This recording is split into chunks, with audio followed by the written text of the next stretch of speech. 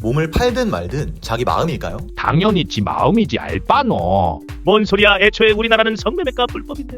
맞습니다. 현재 우리나라에서는 성매매가 불법이죠. 하지만 네덜란드, 독일과 같이 성매매가 합법인 나라도 있습니다. 또 올리팬스의 경우 사실상 합법적 성매매 아닌가요? 어떻게 보면 성매매랑 크게 다를 게 없잖아요. 과연 성매매는 개인의 자유로 모아도 되는 걸까요? 아니면 국가가 나서서 막아야 하는 걸까요? 이처럼 쉽게 대답할 수 없는 도덕, 철학적인 문제를 누구보다 깊게 고민하는 사람들이 있습니다. 바로 철학자들이죠. 문제는 철학 이론의 양이 어마어마하게 많은 데다 무슨 말인지 도통 이해하기가 어렵다는 게 문제죠. 이를 가장 깔끔하고 쉽게 정리한 책이 바로 마이클 샌델의 정의란 무엇인가입니다. 제목 그대로 정의란 무엇인지 철학자들의 생각을 바탕으로 고민해보자는 거죠. 하지만 문제는 이 마이클 샌델 역시 교수라는 점입니다. 왜 교수님들은 항상 이렇게 말을 어렵게 하시는지. 물론 애초에 이 책이 하버드생을 대상으로 한 책이기도 합니다. 그래서 제가 조금 더 쉽게 실생활 예시인 성매매와 철학하면 빠질 수 없는 트롤리 딜레마를 통해서 철학자들이라면 어떤 선택을 했을지, 마이클 샌델이 말하고자 하는 정의란 무엇인지 깔끔하게 정리해드리도록 하겠습니다. 바로 가시죠. 첫 번째 철학자는 바로 제러미 벤담입니다. 벤담이 생각하는 정의는 다수결입니다. 최대한 많은 사람이 행복하게끔 하는 게 가장 정의로운 것이라고 말하죠. 그래서 벤담은 굉장히 쉬워요. 그냥 사람 많은 쪽 고르면 정답입니다. 트롤리 딜레마로 예를 들어볼까요? 여러분은 기차 운전자입니다. 여러분이 운전을 하고 있는데 선로 앞에 사람 5명이 있어요. 이대로 가면 5명 모두 죽게 생겼습니다. 이들을 살리는 방법은 딱 하나, 핸들을 돌려서 다른 선로로 가는 것 뿐입니다. 하지만 안타깝게도 다른 선로 위에도 사람이 1명 있어요. 여러분이라면 이 상황에서 어떻게 하실 건가요? 아무래도 5명을 구하기 위해서 핸들을 꺾겠죠. 벤담은 아마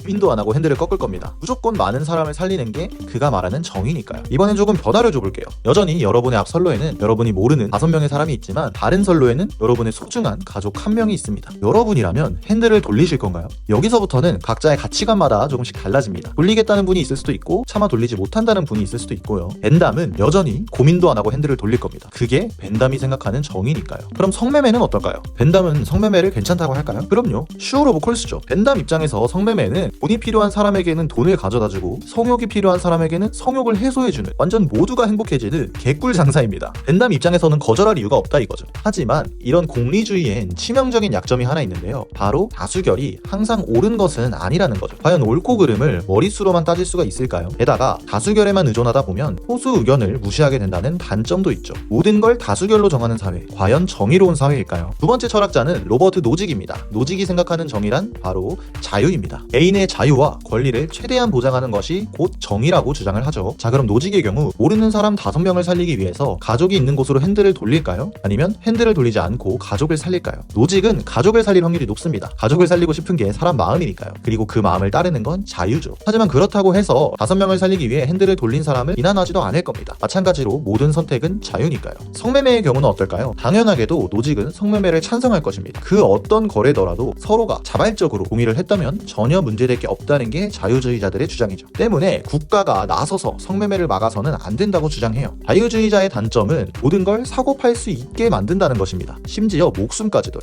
이건 정의란 무엇인가 책에 나오는 2001년 독일에서 실제로 있었던 사례입니다. 아르민 바이에스라는 사람은 인터넷에 글을 하나 올립니다. 나 시기날 건데 나한테 먹힐 사람 구함. 이런 이상한 글에도 딱 1명 진지하게 반응했던 사람이 있었어요. 그는 실제로 아르민의 집에 찾아갔고 서로 간의 동의 하에 아르민에게 살해당한 후 잡아먹힙니다. 이런 엽기적인 살인, 식인 소식이 알려지자 세상은 난리가 납니다. 아르민의 주장에 따르면 두 사람은 서로 합의했기 때문에 분명 문제될 게 없었지만 그는 결국 종신형을 선고받게 됩니다. 자유주의자의 말대로라면 이 식인 행위 역시 서로가 합의한 것이기 때문에 문제될 게 없겠죠. 그렇다면 도대체 어디까지 돈으로 사고 팔 수 있게 둬야 할까요? 목숨, 장기거래, 성매매, 돈 내고 군대를 안 가는 것, 돈 내고 대학을 가는 것, 모든 걸 돈으로 사고 팔 수 있는 사회, 과연 정의로운 사회일까요? 세 번째 철학자는 아리스토텔레스입니다. 아리스토텔레스가 생각하는 정의는 바로 도덕이죠. 우리는 덕을 쌓아야 한다. 거의 도덕 선생님 말씀이죠. 착하게 살아라. 어떤 게 좋은 삶인지 고민하고 최대한 그에 다가갈 수 있도록 살아야 한다는 것이죠. 그렇기에 아리스토텔레스는 당연히 성매매에 반대했겠죠. 아리스토텔레스는 본질적으로 생각했을 거예요.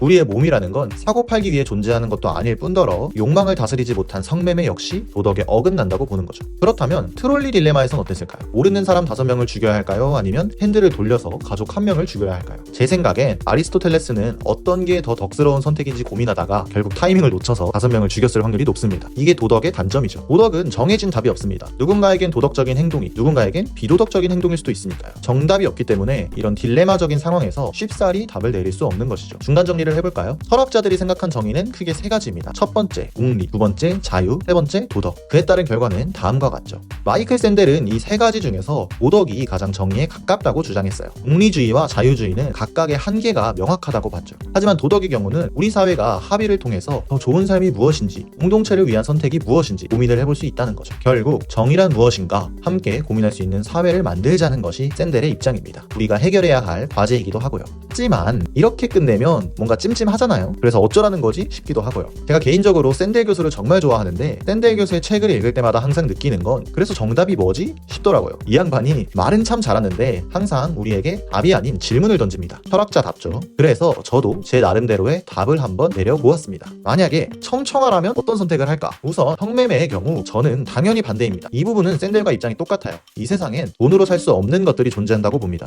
사랑은 돈으로 살 수 없다. 이런 낭만적인 이야기가 아니라 돈으로 살 수 없는 것이 존재하는 세상에서 살고 싶다가 가장 큰 이유입니다. 나중에 아버지가 되었을 때 아들 혹은 딸에게 몸을 사고 팔 수 있는 세상을 물려주고 싶지는 않습니다. 물론 돈도 중요하지만 돈보다 더 중요한 게 분명히 있으니까요. 그리고 트롤리 딜레마의 경우 저는 가족을 살립니다. 이유는 간단합니다. 제 바운더리 안에 있는 사람이니까요. 저는 사람이 살아가는 데 있어서 환경이 가장 중요하다고 생각해요. 내 옆에 어떤 사람들이 있는지, 내가 어떤 환경에 있는지가 결국 나를 좌우한다고 보거든요. 우리가 고등학교 친구들과 있으면 철없어지고, 부모님과 있으면 착한 아이가 되고, 사랑하는 사람과 있으면 다정해지고, 같이 일하는 사람과 있으면 발전적으로 변하는 것처럼 내가 어떤 사람이 되고 싶은가는 결국 내 주변에 어떤 사람을 두는가와 동일한 말이라고 생각합니다. 그렇기에 저는 가까운 사람일수록 더 챙겨야 한다고 생각해요. 처음 보는 사람에게만 친절하고 가까운 사람에게 소원해진다면 그 누가 제 옆에 있으려고 하겠습니까? 저는 무조건 주변 사람한테부터 잘하자라는 마인드입니다. 제가 만약에 대통령이라고 해도 타국민 5명을 구하기보단 우리나라 국민 1명을 구했을 거예요. 그게 대통령의 역할이니까요. 그렇기에 모르는 사람 5명이 아니라 가족 1명, 친구 1명, 그리고 제 유튜브 구독자 1명을 구할 수밖에 없어요. 그게 제 선택입니다. 여러분도 기차에 치이고 싶지 않다면 제 유튜브 구독해주세요. 농담이고요. 정의란 무엇인가에 대한 소개는 여기까지입니다. 이 영상을 보고 책을 읽으시면 확실히 좀 더 쉽게 이해가 되실 거예요.